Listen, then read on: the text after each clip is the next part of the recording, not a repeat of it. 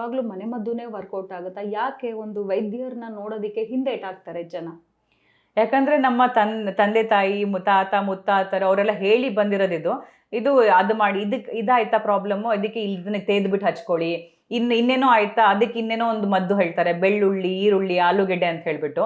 ಬೆಳ್ಳುಳ್ಳಿ, ಈರುಳ್ಳಿ, ಆಲೂಗೆಡ್ಡೆ, ಲಿಂಬೆಹಣ್ಣು ಅಡುಗೆಲಿ ಯೂಸ್ ಮಾಡಿ, ಮುಖಕ್ಕೆ ಮೈಗೆ ಬೇಡ ಅಂತ ನಾನು ಹೇಳ್ತೀನಿ. ಅದಕ್ಕೆ ನಮಗೆ ನಾವು ಕೊಡೋಕ್ಕೆ ಟ್ರೀಟ್ಮೆಂಟ್ ಡಾಕ್ಟರ್ಸ್ ಇದ್ದೀವಿ, ನಾವು ಕೊಡ್ತೀವಿ. ಎಸ್ ಮ್ಯಾಮ್, ವಜಿನೋಪ್ಲಾಸ್ಟಿ ಬಗ್ಗೆ ಹೇಳೋದಾದ್ರೆ ವೆಜಿನೋಪ್ಲಾಸ್ಟಿ ನಾವು ಮಾಡೋದಂದ್ರೆ ಲೇಸರಿಂದ ನಾವು ಅದನ್ನು ಬೆಟರ್ ಮಾಡ್ತೀವಿ. ಈಗ ತುಂಬ ತಾಯಂದ್ರಿಗೆ ಅದೊಂದು ಇರುತ್ತೆ, ನಾರ್ಮಲ್ ಡೆಲಿವರಿ 2 ಆಗಿದೆ, 3 ಆಗಿದೆ, ಈಗ ನಮ್ಮ ವೆಜೈನಾ ಲ್ಯಾಕ್ಸ್ ಆಗಿಬಿಟ್ಟಿದೆ, so can we do something about it ಅಂತ. ಡೆಫಿನೆಟ್ಲಿ ಲೇಸರಲ್ಲಿ ಟೈಟನಿಂಗ್ ಮಾಡ್ಬೋದು, ಫ್ಯೂ ಸೆಷನ್ಸ್ ತೊಗೊಳುತ್ತೆ. ಸೊ ಅದಕ್ಕೋಸ್ಕರನೇ ಲೇಸರ್ಸ್ ಇದೆ. ಸೊ ಅದಕ್ಕೋಸ್ಕರ ಪ್ರೋಬ್ಗಳಿದ್ದಾವೆ ಲೇಸರಲ್ಲಿ, ಅದನ್ನು ಯೂಸ್ ಮಾಡಿ ಒಂದು ತಕ್ಕ ಮಟ್ಟಿಗೆ ವೆಜೈನಲ್ ಟೈಟನಿಂಗ್ ಮಾಡ್ಬೋದು. ಸರ್ಜರಿನ ಮ್ಯಾಮ್ ಅದು? It is not surgery, it is laser procedure.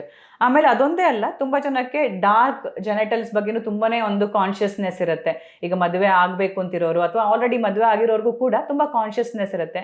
ಅದಕ್ಕೂ ನಾನು ಬಂದು ಟ್ರೀಟ್ಮೆಂಟ್ ಮಾಡಿ ಅಂತ ಹೇಳ್ತಿಲ್ಲ, but if it is making you insecure then please come and seek treatment. ನಮ್ಮ ಹತ್ರ ಪೀಲ್ಸ್ ಇರುತ್ತೆ, ಪ್ರೊಸೀಜರ್ಸಿಂದ ಸರಿ ಮಾಡ್ಬೋದು, ಹಚ್ಕೊಳ್ಳೋಕ್ಕೆ ಕ್ರೀಮ್ ಇರುತ್ತೆ. ಸೊ ಅದ್ರ ಬಗ್ಗೆ ನೀವು ನಾಚಿಕೆ ಪಟ್ಕೋಬೇಡಿ. ಎಸ್ ಮ್ಯಾಮ್, ವಿಟಿಲಿಗೋನು ಕೂಡ ನಿಮ್ಮಲ್ಲಿ ಟ್ರೀಟ್ಮೆಂಟ್ ಇದೆ ಅಂತ ಕೇಳ್ಪಟ್ವಿ. ಅದ್ರ ಬಗ್ಗೆ ತಾವು ಹೇಳೋದಾದ್ರೆ ಇದು ಹೇಗೆ ಶುರುವಾಗುತ್ತೆ ಮತ್ತು ಅದಕ್ಕೆ ನಿಮ್ಮಲ್ಲಿ ಪರಿಹಾರ ಇದೆ? Vitiligo is a genetic disorder, ಅಂದರೆ ಜೀನ್ ಚೇಂಜ್ ಆಗಿ ನಿಮಗೆ ಬರುತ್ತೆ ಆ ತೊಂದರೆ. ಇಲ್ಲಿ again it is an auto immune disorder. ನಿಮ್ಮದೇ ದೇಹದ ರೋಗ ನಿರೋಧಕ ಶಕ್ತಿ ನಿಮ್ಮ ದೇಹದ ಮೆಲನೋಸೈಟ್ಸ್ನ ಅಟ್ಯಾಕ್ ಮಾಡಿ ಅದನ್ನು ಕಮ್ಮಿ ಮಾಡಿ ಆ ಜಾಗದಲ್ಲಿ ಪಿಗ್ಮೆಂಟ್ ಬರದೇ ಇರೋದಂಗೆ ಮಾಡುತ್ತೆ. ಸೊ ಇದಕ್ಕೆ ಇನಿಷಿಯಲ್ ಸ್ಟೇಜಸಲ್ಲಿ ಡೆಫಿನೆಟ್ಲಿ ನಾವು ಅದನ್ನು ಬಣ್ಣನ ರಿಕವರ್ ಮಾಡ್ಬೋದು. ಮಾತ್ರೆಗಳಿದೆ, ಹಚ್ಕೊಳ್ಳೋದಕ್ಕೆ ಕ್ರೀಮ್ಸ್ ಇದೆ, ಅದರಿಂದ ರಿಕವರ್ ಮಾಡ್ಬೋದು. ಬಟ್ ತುಂಬಾ ಜಾಸ್ತಿ ಬಾಡಿ ಅಲ್ಲಿ ಆಗಿಬಿಟ್ಟಿದೆ ಅಂತ ಹೇಳಿದ್ರೆ ಅದು ಫುಲ್ಲಿ ಕ್ಯೂರ್ ಆಗದೆ ಇರ್ಬೋದು. ಆಮೇಲೆ ಈಗ ಕಮ್ಮಿ ಬಂದಿರ್ತಾರಲ್ಲ, ಕಮ್ಮಿ ಪ್ಯಾಚಸ್ ಇಟ್ಕೊಂಡು ಬಂದಿರೋರಿಗೆ ನಾವು ಟ್ರೀಟ್ಮೆಂಟ್ ಕೊಟ್ಟು ಕಳಿಸಿದ್ರು ಕೂಡ ಫ್ಯೂಚರಲ್ಲಿ ಹೊಸ ಪ್ಯಾಚಸ್ ಬರಲ್ಲ ಅಂತ ಹೇಳೋಕ್ಕಾಗೋದಿಲ್ಲ. ಬಿಕಾಸ್ ಜೆನೆಟಿಕ್ಸ್ ಆಲ್ರೆಡಿ ಚೇಂಜ್ ಆಗಿರೋದ್ರಿಂದ ಅವರಿಗೆ any aggravating factor can again bring about patches. So ಬಂದಾಗ ಟ್ರೀಟ್ಮೆಂಟ್ ಮಾಡಬೇಕಾಗತ್ತೆ.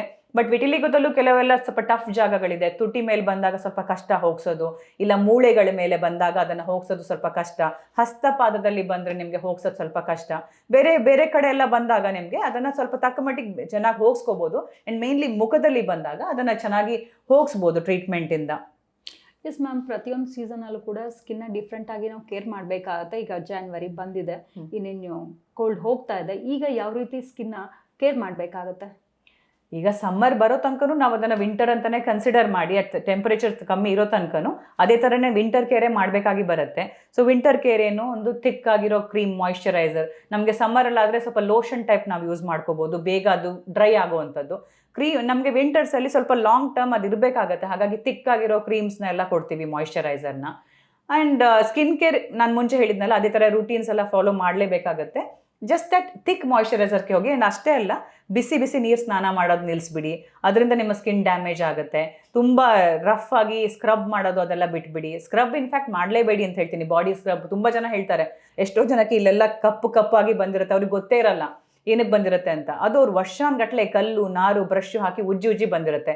ಸೊ ಅಂಥದ್ದೆಲ್ಲ ಮಾಡಬೇಡಿ. ಅದಕ್ಕಿಂತ body exfoliation through chemicals is better than the physical exfoliants. So ಅಂದರೆ ಮೈಲ್ಡ್ ಆಗಿರೋ AHA BHAಗಳದ್ದು ಬಾಡಿ ವಾಷಸ್ ಬರುತ್ತೆ, ಅಪ್ಲಿಕೇಶನ್ಸು ಬರುತ್ತೆ, ಅದನ್ನು ಮಾಡ್ಕೋಬೋದು. ಇಲ್ಲ ಡರ್ಮಟಾಲಜಿಸ್ಟ್ ಹತ್ರ ಬಂದು ಪೀಲ್ ಮಾಡಿಸ್ಕೊಳ್ಳಿ if at all needed. But scrubbing physically I do not recommend.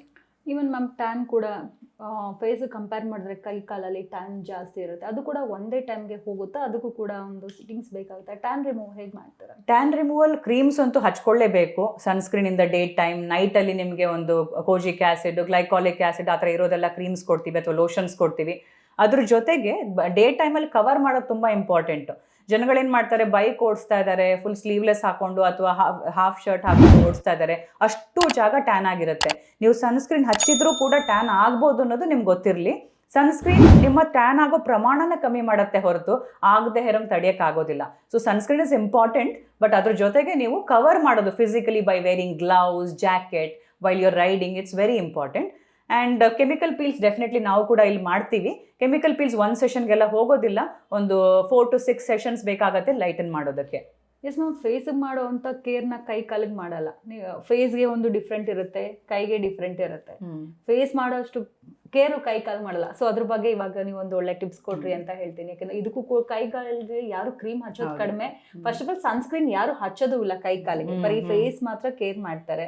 S, ಅದು ನಮಗೂ ಖುಷಿ ಆಯ್ತು, ಹೊಸ ಟಿಪ್ಸ್ ಕೊಟ್ರಿ ಅಂತ ಅನ್ಕೊಳ್ತೀನಿ. ಅದು ಸೊ ತುಂಬ ಜನ ಡರ್ಮೆಟಾಲಜಿ ಕಾಯಿಲೆಗಳಂದ್ರೆ ಇದು ಕ್ಯೂರಬಲ್ ಅಲ್ಲ, ಸುಮ್ಮನೆ ಯಾಕೆ ಟ್ರೀಟ್ಮೆಂಟ್ ತಗೋಬೇಕು, ಹೋಗೋ ಅವಶ್ಯಕತೆ ಇಲ್ಲ, ಅದ್ರ ಪಾಡಿಗೆ ಹೊರಟೋಗುತ್ತೆ ಅಂತೆಲ್ಲ ತುಂಬ ಕಲ್ಪನೆಗಳಿದೆ. ಆ ಥರ ಏನೋ ತಪ್ಪು ಕಲ್ಪನೆ ಇಟ್ಕೊಳ್ಳೋ ಬದಲು ನಿಮಗೆ ಸ್ಕಿನ್ ಕನ್ಸರ್ನ್ಸ್ ಇದ್ದಾಗ ನಿಮ್ಮ ಡಾಕ್ಟರ್ನ ಮೀಟ್ ಮಾಡಿ ಅದಕ್ಕೆ ಟ್ರೀಟ್ಮೆಂಟ್ ಪಡ್ಕೊಳ್ಳೋದು ಒಳ್ಳೆಯದು ಅಂದ್ಕೋತೀನಿ. ಯಾಕಂದರೆ ಎಷ್ಟೋ ಕಾಯಿಲೆಗಳು ಚರ್ಮದ್ದು ನೀವು ಬಿಗಿನಿಂಗ್ ಸ್ಟೇಜಸಲ್ಲಿ ಬಂದಾಗ ತುಂಬ ಚೆನ್ನಾಗಿ ನಾವು ಕ್ಯೂರ್ ಮಾಡಿಕೊಡ್ಬೋದು, ಅದಕ್ಕೊಂದು ಒಳ್ಳೆ ಪರಿಹಾರ ಕೊಡ್ಬೋದು. ತುಂಬ ಲೇಟಾಗಿ ಬಂದರೆ ನಮಗೆ ಕಷ್ಟ ಆಗ್ಬೋದು. ಅಂದರೆ ತುಂಬ ಕೂದಲು ನೀವೆಲ್ಲ ಉದುರಿಸ್ಕೊಂಡು ಬಂದಮೇಲೆ ನಮಗೆ ಟ್ರಾನ್ಸ್ಪ್ಲಾಂಟ್ ಒಂದು ಬಿಟ್ಟರೆ ಬೇರೆ ಏನು ಇದಿರೋದಿಲ್ಲ, ಚಾಯ್ಸ್ ಇರೋದಿಲ್ಲ. ಸೊ ಹಾಗಾಗಿ ನೀವು ಸ್ವಲ್ಪ ಅರ್ಲಿ ಸ್ಟೇಜಸ್ ಹೇರ್ ಫಾಲಲ್ಲೇ ಬಂದರೆ ನಾವು ಹಚ್ಕೊಳ್ಳೋದು, ಮಾತ್ರೆಗಳು, GFC PRP ಎಲ್ಲ ಮಾಡಿ ಸರಿ ಮಾಡ್ಬೋದು. ಚರ್ಮದ ಕಾಯಿಲೆಗಳು ಅಷ್ಟೇ, ಮುಖ ತುಂಬ ಪಿಂಪಲ್ ಬಂದು ಸ್ಕಾರ್ ಆಗಿ ಆ ಸ್ಟೇಜಲ್ಲಿ ಬರೋದಕ್ಕಿಂತ ನೀವು ಪಿಂಪಲ್ ಶುರುವಾದಾಗಲೇ ಟ್ರೀಟ್ಮೆಂಟ್ ಬನ್ನಿ. ಎಷ್ಟೋ ಜನ ಪೇರೆಂಟ್ಸ್ ಕರ್ಕೊಂಬರಲ್ಲ ಮಕ್ಕಳನ್ನ, ಟೀನೇಜ್ ಪಿಂಪಲ್ ಏನು ಹೊರಟೋಗುತ್ತೆ, ಅದ್ರ ಪಾಡಿಗೆ ಹೊರಟೋಗುತ್ತೆ, ಬರುತ್ತೆ, ಅದಕ್ಕೆ ಯಾರು ಟ್ರೀಟ್ಮೆಂಟ್ ತೊಗೊಳ್ತಾರೆ ಅಂತ. ಆ ಥರ ಮಾಡಿ ಎಷ್ಟೋ ಜನದ ಮಕ್ಕಳ ಚೀಕ್ಸಲ್ಲಿರ್ಬೋದು, ಫೋರ್ ಹೆಡ್ಡಲ್ಲಿ, ನೋಸಲ್ಲಿ, ಚಿನ್ನಲ್ಲಿ ಸ್ಕಾರ್ಸ್ ಪರ್ಮನೆಂಟಾಗಿ ಉಳ್ಕೊಂಡ್ಬಿಡುತ್ತೆ. ಅದ್ರ ಬದಲಿಗೆ ಇನಿಷಿಯಲ್ ಸ್ಟೇಜಸಲ್ಲಿ ಟ್ರೀಟ್ಮೆಂಟ್ ಮಾಡಿ ನಿಮ್ಮ ಏಜಿಗೆ ತಕ್ಕಂಥ ಟ್ರೀಟ್ಮೆಂಟ್ ನಿಮ್ಮ ಡರ್ಮಟಾಲಜಿಸ್ಟ್ ಕೊಡ್ತಾರೆ. ಸೊ ಅದನ್ನು ಮಾಡಿಕೊಂಡ್ರೆ ಬೆಟರ್ ಇರುತ್ತೆ, ಸ್ಕಾರ್ಸ್ ಆಗದಂಗೆ ತಡಿಬೋದು. ನಮ್ಮ clinic doctor Ashwini skin hair and cosmetology clinic ಇರೋದು ವಿಜಯನಗರ RPC ಲೇಔಟಲ್ಲಿ 9th ಕ್ರಾಸ್ 5th ಮೇನಲ್ಲಿ. Yes ma'am, thank you ma'am. ಇಷ್ಟೋ ತನಕ ನಮ್ಮ ಜೊತೆಗೆ ಏನೆಲ್ಲ ಕೇರ್ ಮಾಡಬೇಕು ಸ್ಕಿನ್ ಬಗ್ಗೆ, ಹೇರ್ ಬಗ್ಗೆ ಅಂತ ಹೇಳ್ಕೊಟ್ರು. Thank you so much. Welcome.